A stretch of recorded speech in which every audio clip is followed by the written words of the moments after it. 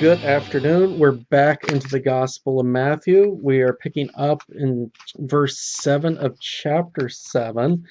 Um, and we're getting to the tail end of the Sermon on the Mount. It's taken us a long time, but it's been a worthwhile journey as we hear Jesus speak those blessings to us and show us the reign of heaven in his actions, and then enlighten us and show us what the law is that he is fulfilling and that we're called to live by, and just what that law means to us, and which just makes that gospel all the more sweeter as we go back to blessed are those who are poor in spirit, because we see in the law as Jesus is preaching it that we are truly poor in spirit. And so we're drawing to a close through this long series of different things that Jesus has been talking about and amplifying for us. And so we're reaching basically what is kind of the bookend to the Beatitudes, where the Beatitudes open the door into the Sermon on the Mount. The chapter 7, verse 7 through 12 is going to be drawing it to a close. So that is where we are at. We're in this closing section, this summary section, and these final admonitions in the Sermon on the Mount. So here we go. Matthew chapter 7, verses 7 through 12. Ask, and it will be given to you. Seek, and you will find. Knock, and it will be open to you. For everyone who asks receives, and the one who seeks finds, and to the one who knocks it will be open. Or which one of you, if his son asks him for bread, will give him a stone? Or if he asks for a fish, will give him a snake? If you then, who are evil, know how to give good gifts to your children, how much more will your Father who is in heaven give good things to those who ask him? So whatever you wish that others would do to you, do also to them, for this is the law and the prophets. Okay, this is a passage that is drawing together the Sermon on the Mount. It really, because it is drawing it together, it does need to be read in the light of the blessings of the Beatitudes. It emphasizes the giving of God, not necessarily the actions of the people. If you read it the other way around, you're going to really run into what is basically the gospel of prosperity, where they teach you whatever you ask for, you're going to get, because that's what Jesus promised. If you ask, you're going to get it. If we are reading it in the light of the Beatitudes, and we really can do nothing else when we get to that part where it says the law and the prophets, and the fact that the Father who is in heaven is going to give you good things. The good thing that Jesus has been talking about for the past couple of chapters has been that reign of heaven, that gospel action of heaven. So when he's saying seek and you'll find, knock and it'll be given to you, and ask and you'll receive it, this is talking about receiving the gospel. This isn't talking about going, oh, I really need that Ferrari, God. Could you give me the Ferrari? And so if you're treating it like that, you're treating it wrong, because, well, this is a sermon. It's connected to the things that came before it. And the thing that came before it is the fact that we can do no right because, well, the law says we aren't, and that we need that blessing that Jesus speaks to us in the Beatitudes, because we are poor in spirit. We're broken, and we need that good thing. And Jesus is telling us, if we who are broken know how to give good gifts, how much more is our Father going to give us that good thing, that reign of heaven, that gospel? And it's I mean, seriously, and it's almost an absurdity. I mean, as Jesus is pointing out here, I mean, seriously, how many of you, if you're going to, if your kid comes to you and says, I'd like some bread, are gonna turn around and give them a box of rocks? I mean, if your kids are hungry, you don't do them any good with the rocks. If they're hungry, you give them food. Um, and or how many people are going to turn around and give a snake to their kid? Although depending on where you live, I mean, you could be eating the snake. So and I've been to the rattlesnake roundup in Sweetwater, Texas, and yes, they do serve rattlesnake there in every single way imaginable, be it smoked, fried, or grilled. So um, but that's not Jesus's point. The point is how much more is the Father going to give you good gifts when you, who are broken and fallen, know how to give good gifts? So he's basically just going, look, seriously, if you can do this, I mean, the Father, who's perfect, who's not broken, how much more better can he do? And as he's going on to this, he's also drawing in the role, the calling of the disciples, where we have that golden rule. Really, the golden rule, if you've got one of those Bibles that just slaps that title right there in the middle of this passage, sometimes these things are useful and sometimes they're just they hurt because they break the flow of the text. The golden rule really goes with what's coming beforehand. I mean, just like just about everything else was coming with what went beforehand, this is really going with beforehand. So, and we're still in the same topic, really, when Jesus is talking that golden rule with so I mean, this comes with how much more is the Father going to give you that good stuff? And it comes into the whatever whatever you wish that others would do for you, do also for them. And if we're reading this in the light of the Beatitudes, where we are those who are poor in spirit, we are those who mourn because we see our brokenness, what we are going to hear are two things, really. One, we're going to hear, this is Jesus, really. And Jesus is the one who fulfills the law and prophets. They testify to him.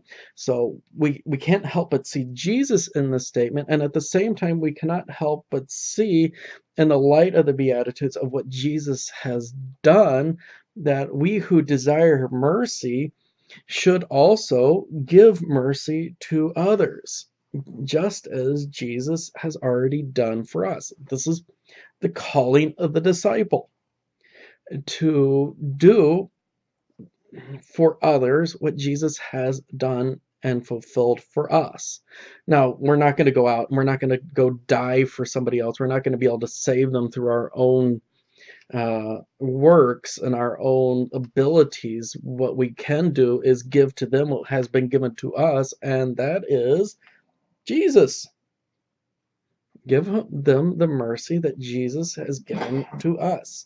Give them Jesus. Give them the one who blesses us in the Beatitudes. Give them the one who is the fulfillment of the law and the prophets. We give them what is needed, just as God has given to us what is needed. They need Jesus. We needed Jesus. So the golden rule is give them Jesus. Really, give them mercy. Give them what God has given to us. Um, and at the same time, I do hear that law statement that is in here that is telling you that you're not going to be able to do this. You are still going to be in that constant mercy. remember, this passage really is drawing together what has come all throughout the Sermon on the Mount, and it is going to basically be a summary. If you want to get the gist of the Sermon on the Mount, this is your place to go. But if you don't read this in the light of the sermon, if you don't read it in the light of the Beatitudes, if you don't read it in the light of the absolute meaning of the law, where the bar is set so high we can't even hope to reach the bar, you're going to misread it. So go back, start with the Beatitudes and read through, and that will help with understanding this passage. Honestly, I can't stress this enough. If you're reading the Bible for the first time, it really does help to read books in chunks as books. So it really does help to say, start at Matthew 1:1 and go all the way to 28:20. But without going elsewhere. And then go back, reread it, and start going to where it calls you to. And that will help you with understanding this book. So, and the same goes true for any of the other books. When you break them up into chunks, you do disservice to the text, and you run the risk of breaking the context. And by breaking the context, you can change the meaning. Which is what has happened with Matthew 7 through 12, and people using this going, whatever you want, Jesus will give it to you. That's what he's saying here. No, he's emphasizing the fact the Father is giving to us the gospel. He's giving us the good stuff in Jesus. All right. Now, as I said, there's going to be a few things that Jesus is going to give to us here at the end, just some last little tidbits before he closes out his sermon. And one of these is a warning, and that is chapter 7, verses 13 through 23, which goes like this. Beware of false prophets who come to you in sheep's clothing, but are inwardly ravenous wolves. You will recognize them by their fruits. Are grapes gathered from thorn bushes or figs from thistles? So every healthy tree bears good fruit, but the diseased trees bear bad fruit. A healthy tree cannot bear bad fruit, nor can a diseased tree bear good fruit. Every tree that does not bear good fruit is cut down and thrown into the fire. Thus you will recognize them by their fruits. Not everyone who says to me, Lord, Lord, will enter the kingdom of heaven, but the one who does the will of my Father who is in heaven. On that day many will say to me, Lord, Lord, did we not prophesy in your name, and cast out demons in your name, and do many mighty works in your name? And then I will declare to them, I never knew you. Depart from me, you workers of lawlessness. All right, so we've got a warning here that there are going to be false prophets coming along. And I just realized I skipped a verse. The verses I skipped, and which we're going to go back to now. Enter by the narrow gate, for the gate is wide and the way is easy that leads to destruction, and those who enter by it are many. For the gate is narrow and the way is hard that leads to life, and those who find it are few. Okay, so we're going to put that together with the warning about false prophets. This is kind of a somber note to be ending on. but it's one that's going to be reinforced in other places in the gospel and in the other gospels, um, where Jesus illustrates that the seed's going to be scattered out all over the place, but only a few are going to have it grow, to have it sprout, and to come to life and make it to the end. Because there's going to be a lot of things that are going to come along that are going to threaten the seed, that are going to threaten the vine that grows out of that seed. And Jesus is letting us know up front, to beware, to recognize that the path that is laid out before us is not an easy path, that there's going to be a lot of things that are going to come along and tear us away, try to kill us, to destroy us, and to strangle the faith that is given in His Word, that is given in His Gospel. And so, reader, beware. It's time to watch out. Be careful where you walk. Be careful where you tread, because there's going to be things that are going to try and trip you up. And if you're not careful, things can happen. And so He's warning us that it's only by grace that you are going to be entering through this gateway. And Jesus calls us onto the specific path in His grace. It is His grace that is going to get us through to the end.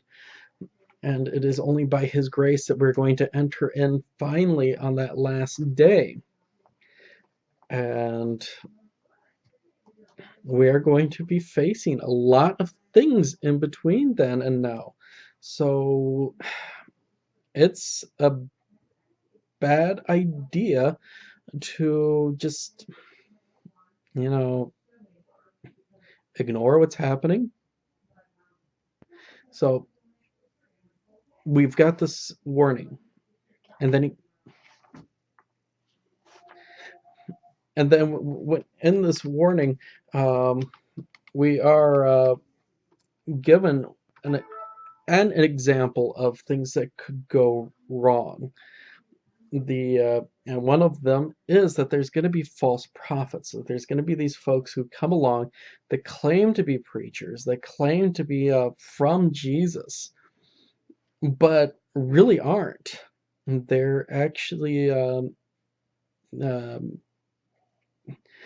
they're anything but. Jesus describes them as ravenous wolves who've clothed themselves as sheep.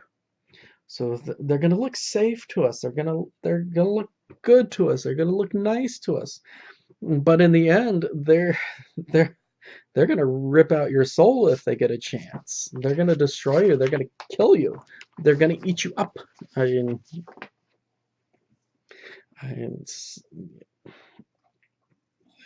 we have to watch out for them, because they are deceptive, and which means we got to, pay attention to what's going on.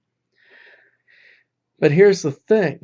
One of the reasons they're going to look good to us, one of the reasons they're going to seem right to us, is their outward deeds, their actions are going to have an appearance of goodness.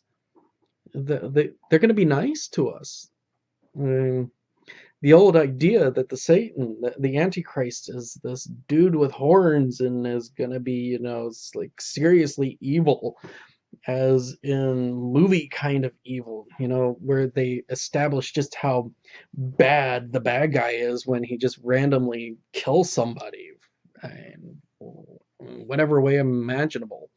Like the bad guys in James Bond, who be sitting at their board meetings with their other evil people, and they'll push the button and one of the board members will just disappear through this hole in the floor, and the next thing you hear is screams and there's flames and smoke and all that kind of stuff. Yeah, they're going to look good to us. They're going to be nice to people. They're going to do good works. I mean, you're going to want them as your neighbor, because really, they're good people. But they're not. They're dangerous. So what do we mean by we'll know them by their fruit? The, if their works are good, I mean, isn't works fruit?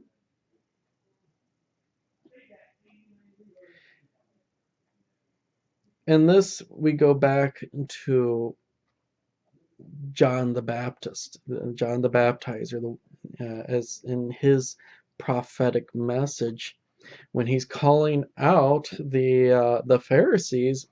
Remember, he tells them to bear fruit in keeping with repentance. These were guys who were doing good works. Fruit is not necessarily good works. What we will know them by is their teaching, what they're prophesying, what their message is. Because we'll see their works and we'll go, hey, those are good guys. But if we listen to what they're saying is actually going to be taking us away from the gospel. They're saying will be taking us away from Jesus. Or it'll be giving us something that looks like Jesus, but really isn't Jesus. And really chief among these, and they're in the news right now because of the whole presidential election, is the Mormon Church. These are people you want for your neighbors. They're nice. They're helpful. They're generous. But when you listen to what they teach, they're not giving you Jesus. They're giving you some dude who happens to have the same name. They're not actually giving you the one who died for you. They're not giving you the one who fulfilled the law and prophets. They're giving you this paper creation from John Smith, not Jesus. They're pointing you away from the gospel. They're telling you to go save yourself when Jesus says, I've done it. I am the God who came and died for you. They're instead giving you the man who died and became a god. That's not Jesus.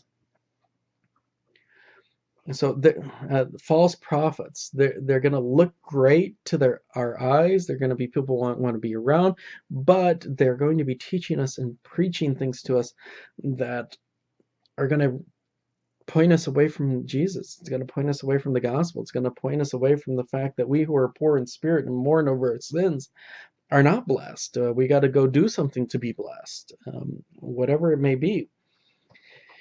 Now, Jesus doesn't get into any specifics on how these false prophets are going to do what they do. So there's no no specific examples we can look at in this passage, and so that we can have like a checklist on things that we need to check when we're looking at different teachers and whatnot.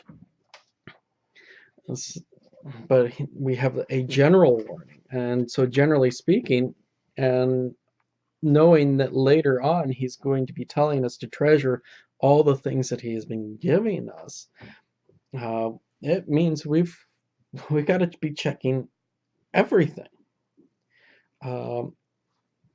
For us in the Lutheran Church, one of the big things that we do with a teaching is we ask, how does this teaching, how does this understanding of Scripture affect the gospel? If it obscures, if it takes away from the gospel, if it hides the gospel, chuck it out. It isn't good. It's a false teaching. If it's not pushing us towards the gospel, it's not a good thing. We shouldn't teach it. We shouldn't go anywhere near it. It is the teaching of a false prophet. It is the fruit of a ravenous wolf who would just love to see us ripped off of the path that Jesus has placed us upon. And so, yes, we should examine everything that every person says. We shouldn't take any person who claims to be of God at their absolute word. We need to examine what they say. And in many ways, we as Christians should hold those who claim to be Christian to an incredible standard, not just the standard of mediocrity that seems to be very prevalent right now, where we slap the name Christian on it and we're happy, a la the music that we can hear on a lot of radio stations now, where seriously, if it was Justin Bieber singing it, it could have been to his girlfriend. Um, but we call it good because somebody slapped the label Christian music to it. No, we need to be examining everything that it says. If it's not pointing us to Jesus, if it's not specifically pointing us to the one who reigns in his gospel, who has fulfilled all the law and the prophets, who has set us free in his death and resurrection, we should have nothing to do with it. And because it's going to tear us down. We're going to end up like the fool in the little illustration that Jesus is going to be giving to us here in a few verses, with a house built on sand, and that's not a good thing. That's a bad thing. Jesus wants us to have the good thing. That is him. He wants us to have the gospel. He wants us to have the freedom that he has already given to us and completed in his own body and blood. That's what he wants us to have. And if we're settling for less, we're building our house on a rock, our house on sand. And that's bad because, well, that's easy to destroy. But anyhow, before we get to that point, he does tell us that these false prophets will have their reward, and it's not pretty. I don't know about you, but it used to be every time I read this passage, it scared the bejesus out of me, so to speak. Not everyone who says to me, Lord, Lord, will enter the kingdom of heaven, but the one who does the will of my Father who is in heaven. Okay. Again, this is a place where section titles and Bibles are not necessarily helpful because, again, it broke the flow of the passage. It separates it out from its context. So if we're not careful, we're going to read that separately from this warning about false prophets. These words are meant for the false prophets, the ones who are trying to take you away from Jesus. Now, as you're reading this, you can hear the law spoken to you, and if it's striking terror into your heart, okay, that's a good thing. Because a person who's not striking terror into their heart, that's a bad thing. Because the person who cares about it, who's having the terror stricken into his heart, okay, you have been given the reign of heaven. Because the person who doesn't care, who doesn't have the terror striking into their heart, they are the one whom Jesus doesn't know. These are the ones who were pointing to another Jesus. And now it's interesting to note that Jesus doesn't deny that they were preaching in his name, that they were casting out demons in his name. But they worked lawlessness. So while they may have been doing things in his name, they actually weren't teaching and preaching the Jesus. They just happened to be using his name for their own ends. And it happens. I mean, charlatans are all over the place. And you will know them by their fruits. TV is abounding with them. And some of them, they make it pretty easy. They make predictions. See if their predictions come right. We just had one this year who was quite well broadcast that his prediction didn't come right because, well, we're still here. May 21st was not the end of the world. I was sitting right here on May 22nd doing my work So I think we have ample evidence he was wrong. And so I, they're, we need to examine what they're saying. We need to pay attention to what they're saying and see if it lines up with what God has given to us. And if it's not lining up with God, what God has given to us, namely the word which points us to Jesus, who points us to the gospel work that he has done for us, chuck them out. Ignore them. Don't give them the time of day. I mean, seriously, and if they're trying to teach you that the Bible is all about having the best right now, that it's this guidebook to having an awesome life, that the Bible is actually about you, I mean, chuck them out because they're not worth listening to because they're taking you away from Jesus. If the person is pointing you to the Jesus, the one who is full man and full God, who suffered under Pontius Pilate and was crucified, died and buried for 3 days, and rose again and has ascended into heaven, okay, you can start listening to them. But don't stop listening and examining. Make sure that everything else that they're teaching is pointing you back to that Jesus. It's not obscuring that Jesus. Make sure that everything they're doing is driving you to Jesus and giving you Jesus. So that they're rightly dividing the law and the gospel, that they are proclaiming the gospel. Not that there's any other gospel, but as Paul says, let them be accursed. And Jesus makes it pretty clear the false prophets are cursed. And though they may do any number of miraculous works, though they may be the nicest of people, don't listen to them. It's just that simple. Okay, now Jesus is going to have a nice little illustration of how this plays out. If you listen to his words, it's going to be like a house built on rock. And if you don't, it's going to be like a house built on sand. And we're going to get to that next week because I would like to spend a little bit of time, and we're just about out of time here. So until then, blessings and have a good day.